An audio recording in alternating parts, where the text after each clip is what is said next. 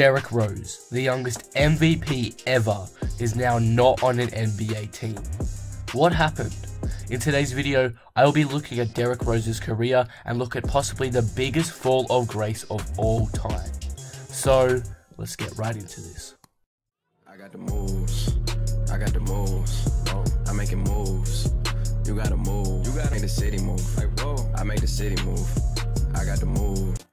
With the first pick in the 2008 NBA draft, the Chicago Bulls selected an extremely athletic and breathtaking player from the University of Memphis, Derrick Rose.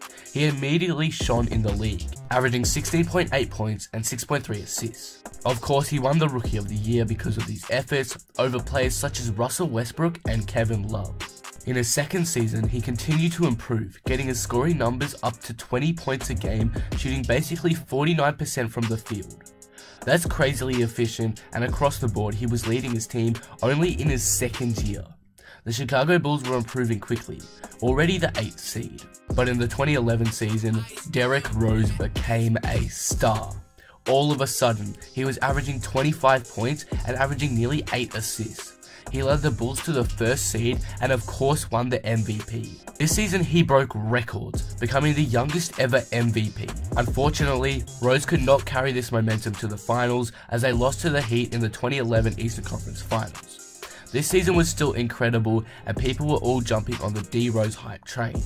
Everyone was anxiously waiting to see what he would do next season. In the 2012 season, Rose would fall off a bit, averaging only 22 points and 8 assists, which are still great numbers, just not good enough for MVP. He had some minor injuries throughout the season, but when the playoffs came, things just started going downhill. With 1 minute 20 left of Game 1 in the Bulls playoff series against the Philadelphia 76ers, Rose came down to the court, clutching his left knee. He would not return, and soon the news had come out. He had torn his ACL. From here on out, Rose would never be the same.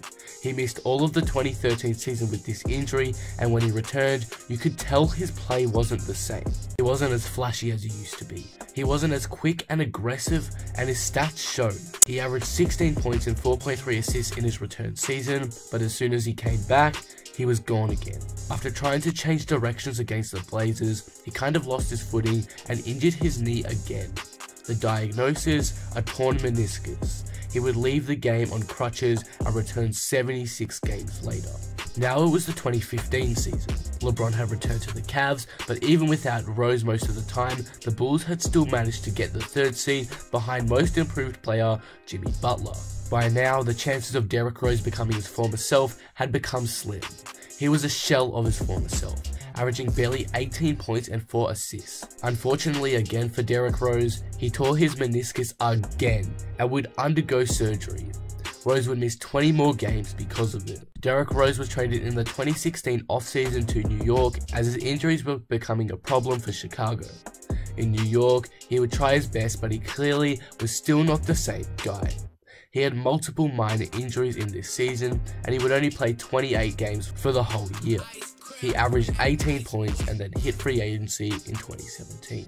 Rose was expecting a max contract, but after all he had been through, no team wanted to risk a max contract on him.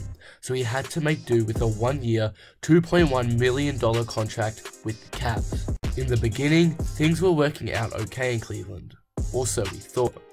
After a couple of weeks into the 2017-18 season, Rose announced he would be taking time off from the game to consider retirement. That is what he had come to.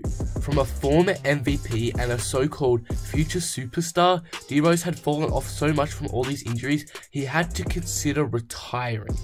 He thankfully came back though, and averaged 10 points for the Cavs until he was traded to Utah at this trade deadline.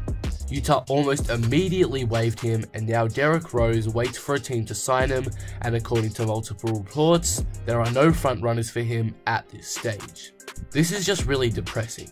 Fans, players, and Derrick Rose himself knew he was going to be a star in this league, and when the MVP occurred, everyone thought it had to be true. But sadly, that wasn't the case. Injuries have just plagued his career and ultimately ruined him. As I mentioned earlier, he took time off the game to consider retirement. I really feel bad, I really do. You know how people say that there is always a star in each decade, or after one superstar like Kobe falls off, another one comes in to reign the league? Like it was Bird and Magic, then MJ, then Kobe, then LeBron, but now, no one knows who is after LeBron James. I think it should have been Derrick Rose. If Rose had never been injured, he'd be in his prime right now, so I don't think it would be such a bad bet to say that. We all know the potential Rose had, but unfortunately, we will never see how it plays out if he had never been injured. That's the truth, unfortunately. If you guys enjoyed this video, please give it a like and subscribe, but with that being said, I am out. Peace.